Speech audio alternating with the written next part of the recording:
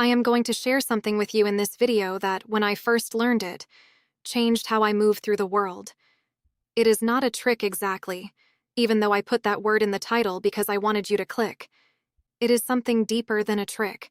It is a shift in how you understand other people, and it transforms every interaction you have for the rest of your life.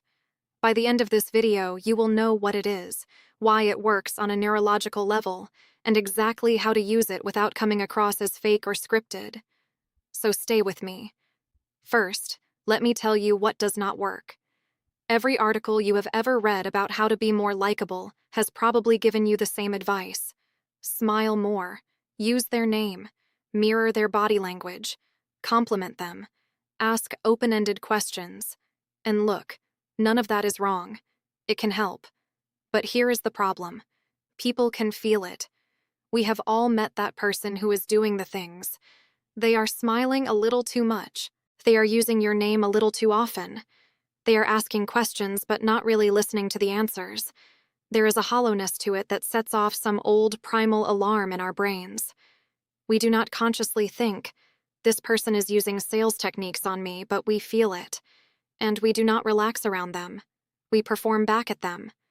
We keep the surface conversation going while we wait to be alone again. So what actually works? What is the thing that, when you experience it, makes you walk away thinking, I really like that person, I want to see them again? Here it is. Make the other person feel like the most interesting person in the room. Not in a cheesy way, not in an obvious way. By actually being curious about them. By asking questions that show you are listening. By following up on the small details they mentioned 20 minutes ago. By treating them as if they are someone you actively want to understand, not someone whose attention you are trying to win. The reason this works is that almost no one experiences it. Most people in most conversations are not really being listened to. They are being waited on. The other person is waiting for them to stop talking so they can take their turn. We have all done this. We are formulating our reply while they are still speaking. We are scanning their words for an opening to say the thing we want to say. We are present in the room but absent in the conversation. So when you become the person who actually listens, who is genuinely interested, who remembers what they said, you are giving them an experience they almost never get. And the body remembers it. They walk away feeling something they cannot quite name. They like you. They might not even know why. But they like you, and they want to be near you again. Now let me get specific. There are 3 components to this, and I want you to take all of them seriously, not just the surface one. The first component is genuine curiosity. And here is where I have to challenge you. If you find people boring, the problem is not other people. It is your curiosity. Every human being is a universe. Every person you meet has lived through things you will never know about. They have private fears, private joys, opinions they have never said out loud, dreams they gave up on, dreams they are secretly still chasing. Even the most apparently ordinary person has a story that, told properly, would keep you up at night. The reason interactions feel boring is not that the other people are flat. It is that we are not asking the right questions, and we are not listening with enough depth. So how do you cultivate genuine curiosity? Start with this. Stop thinking of conversations as opportunities to impress people, and start thinking of them as opportunities to learn something. Walk into every interaction wanting to find out one new thing. About them, about their work, about their life, about how they think. The shift in your internal stance changes everything. When you stop performing and start exploring, your face relaxes, your tone softens, your questions get better. People can feel the difference between someone who is interrogating them and someone who is genuinely interested. The body knows. The second component is what I call detail memory. This is the secret weapon that almost no one uses. When someone tells you something small, a detail about their life, their dog's name, a project they are working on, a vacation they are planning, a worry they mentioned in passing, remember it, and bring it up next time you see them. Hey, how did the presentation go? How is your dad doing after the surgery? Did you ever get to that hike you were excited about? Did you decide on the kitchen color? When you do this, you are signaling something profound to the other person. You are saying, I was actually paying attention to you. You are not background noise to me. The thing you mentioned mattered enough for me to carry. This is rare. This is what real friendship feels like. And you can give it to people who are not yet your friends, and watch how quickly they want to be. I know what you are thinking. I have a bad memory. I cannot remember details like that. Here is the secret. Almost no one can remember those details by accident. The people who do this well are taking notes. After a conversation with someone you want to build a relationship with, take 30 seconds and jot down a few things they mentioned. Their dog, their plans, their stress, their family. Put it in a contacts app, in your notes, anywhere. Before you see them next, glance at it. That is it. You are not being fake. You are just compensating for the fact that human memory is bad. The intent is real.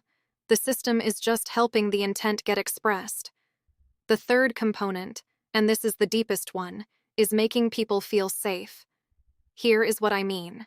Every conversation has a subtle emotional undercurrent. People can either feel safe in your presence or they can feel guarded. Most of us, without realizing it, do small things that put others on guard. We disagree quickly. We correct minor errors. We give unsolicited advice. We tell our own bigger story when they are sharing theirs. We let our face show judgment when they say something we do not approve of. None of these things are evil. We all do them. But they accumulate. And the other person walks away feeling slightly diminished even if they cannot tell you why. When someone feels safe in your presence, they relax. They share more. They take social risks. They show you who they actually are.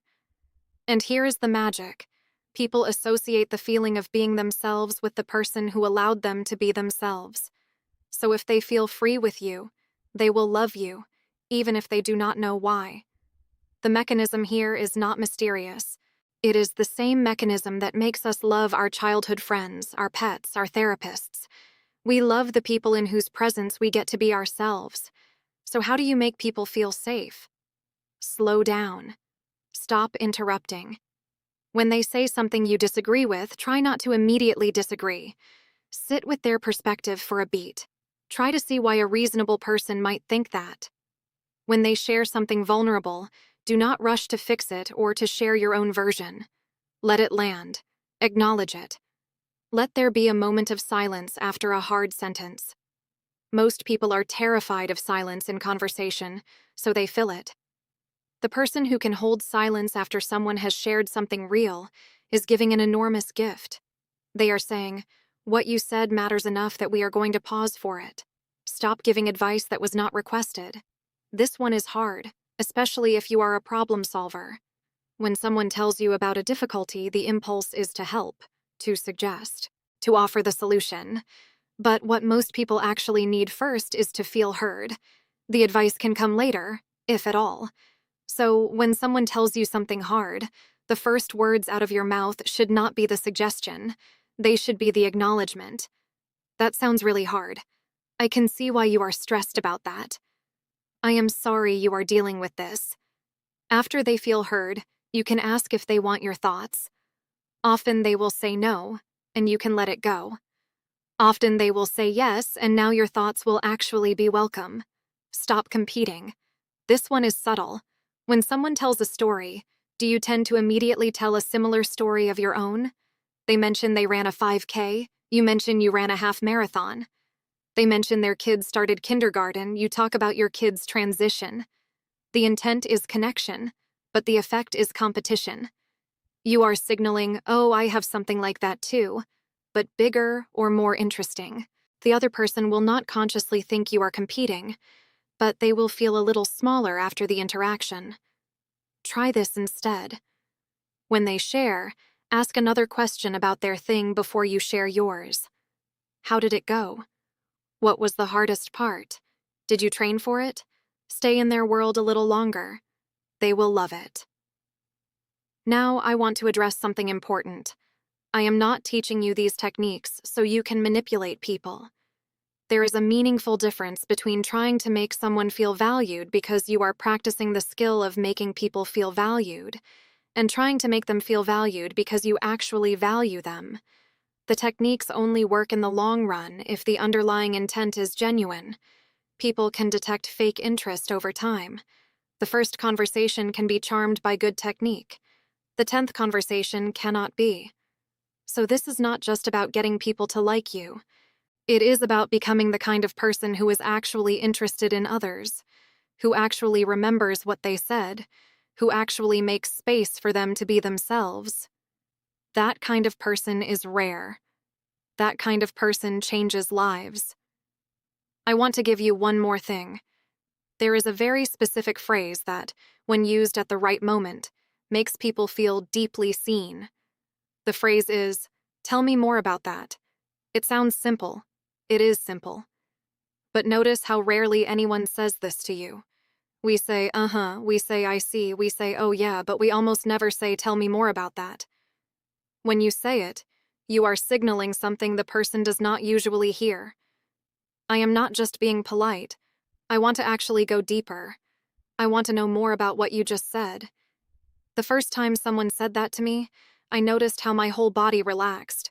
I thought, oh, this person actually wants to listen. And I told them more. And they were a stranger. And by the end of the conversation, I felt like I had known them for years. There is a second phrase that does almost as much work. What was that like for you? Notice the difference between, that must have been hard, and what was that like for you? The first one tells them how to feel. The second one invites them to tell you. The first one closes the door. The second one opens it wider. Use it when someone shares an experience that you have not had yourself. What was it like growing up there? What was that like for you when your father got sick? What was that like the first time you got on stage?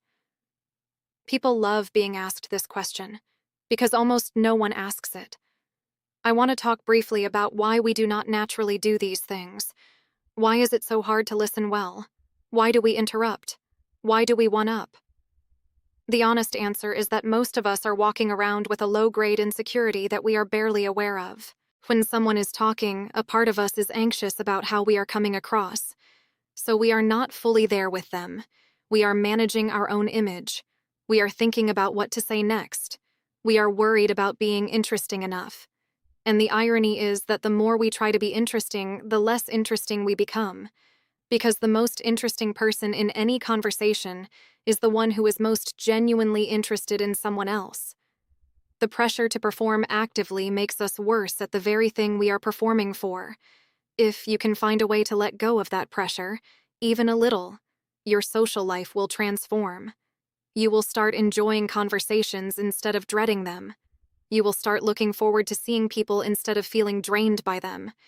You will discover that introversion or extroversion has less to do with how much you like people and more to do with whether you have been performing or being yourself. A lot of people who think they are introverts are actually just exhausted from playing characters in social settings. When you stop performing, you stop getting tired in the same way. You leave conversations with more energy than you came in with. I want to mention one more thing about safety, because I think it is the most underrated piece of all this. People who feel safe with you will tell you things. They will tell you things they have not told anyone else. And when they do, what you do with that information determines whether they ever trust you again. So please, take this seriously. If someone shares something vulnerable, do not bring it up casually later in front of others. Do not joke about it. Do not even reference it lightly when you are alone with them, unless they bring it up first. The thing they shared was a gift, and gifts can be returned if you handle them carelessly. The most likable people are also the most trustworthy ones. Likability without trustworthiness is just charm, and charm is a thin coat that wears off in winter. Trust is what people remember. Let me put this all together. The real psychology trick is not a trick at all. It is the practice of being present with people in a way that almost no one is practicing. It is asking questions and actually listening to the answers. It is remembering details. It is creating safety. It is making them feel like the most interesting person in the room because in that moment, they actually are, to you. When you do this consistently, you become magnetic. People want to be near you. People talk about you to other people. Doors open. Opportunities appear. Friendships deepen. And you yourself become a happier person because your conversations stop being performances and start being real exchanges. You stop leaving interactions feeling drained, and you start leaving them feeling fed. I want to give you a small assignment for the next week. Just one. Pick 3 people in your life, and in your next conversation with each of them, try this. Listen all the way through one thing they say without interrupting. Then ask one follow-up question that shows you were really listening. That is it. Do not change everything at once. Do not try to overhaul your personality. Just notice what happens when you do this one thing. Notice their face. Notice how the conversation feels different. Notice how you feel afterward. I think you will be surprised. If this resonated with you, please give the video a like. It helps me reach more people. And subscribe if you want more videos like this one. I have a lot to say about how we connect with each other, why it is so hard sometimes, and what actually makes the difference between a flat conversation and one that means something. I would love to keep walking through this with you. Before I let you go, let me leave you with one more thought. Everything I just told you, the curiosity, the memory, the safety, the questions, all of it can be summarized in a single principle. Treat the person in front of you like they are the only person in the world for the time you are with them. Most people in their lives have rarely been treated this way. When you do it, you become unforgettable. Not because you said something brilliant, not because you were charming or funny, but because you were present in a way that almost no one is. Presence is the rarest currency in modern life. Spend it generously, and people will remember you forever. I will see you in the next one. In the meantime, go talk to someone you love. Ask them a real question. Listen to the whole answer. See what happens. Take care of yourself and take care of the people in your life. Real attention is one of the rarest gifts a human being can give. You can be the person who gives it.